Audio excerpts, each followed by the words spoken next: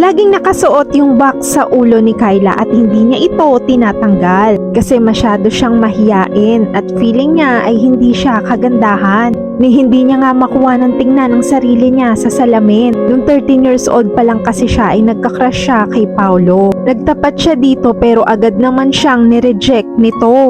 Sinabi ni Paulo na hindi niya daw type si Kyla at kahit kailan ay hindi niya ito magugustuhan. Simula nung na-heartbroken siya ay lagi na lang siyang naglagay ng box sa kanyang ulo at kahit saan man siya magpunta, hindi niya ito tinatanggal. Meron pa ngang mga classmates niya na nagtangkang tanggalin nito pero hindi sila nagtagumpay. Pagkatapos ng insidenteng yun ay lungkot na lungkot si Kyla at umiiyak hanggang sa nabully yung kanyang kapatid at sinabi ng mga nambully dito na titigilan nila ito kapag tinanggal ni Kyla yung box. At nung nireveal na nga ni Kyla ang kanyang sarili ay biglang nagulat ang lahat at simula nun ay maraming nagka-crush sa kanya.